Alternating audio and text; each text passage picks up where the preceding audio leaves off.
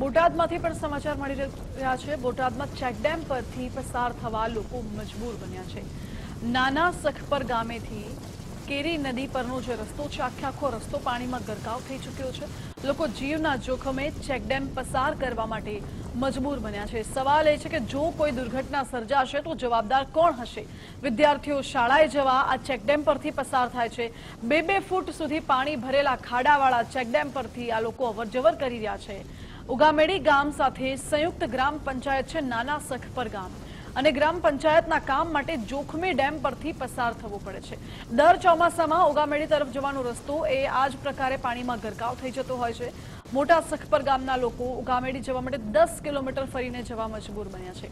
જોકે અનેકવાર આ બાબતે તંત્રને રજૂઆતો કરવામાં આવી છે, છતાં તંત્રના પેટનું પાણી નથી હલતું।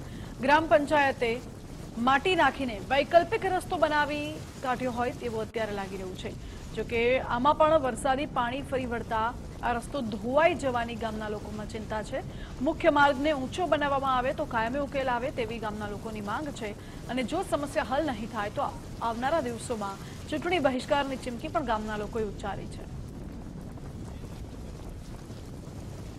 મારી સાથે સંવાદદાતા ગજેન્દ્ર ખાચર જોડાઈ ચૂક્યા છે। ગજેન્દ્ર, બોટાદના સખપર ગામના જે દ્રશ્યો સામે આવ્યા છે, પાણીની વચ્ચેથી પસાર થવા લોકો મજબૂર બન્યા છે, મહિલાઓ, બાળકો, તમામ લોકો। શા માટે આવી પરિસ્થિતિ વર્ષોથી છે?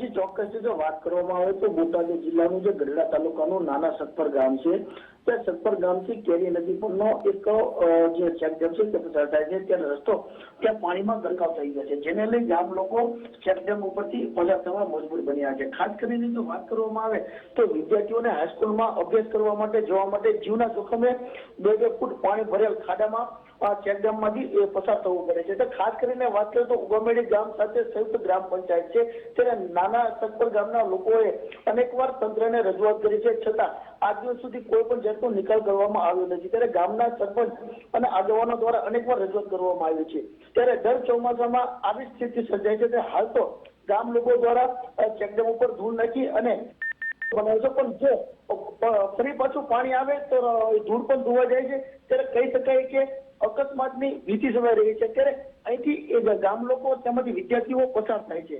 ત્યારે ખાસ કરીને વાત કરીએ તો ગામ લોકો એવો પણ ચીમકી ઉચ્ચારે છે કે આગામી દિવસોમાં જો સમસ્યા હલ નહીં થાય તો ઉગ્ર આંદોલન કરવાની પણ ચીમકી ઉચ્ચારી છે। જી ગજેન્દ્ર, આભાર આપનો।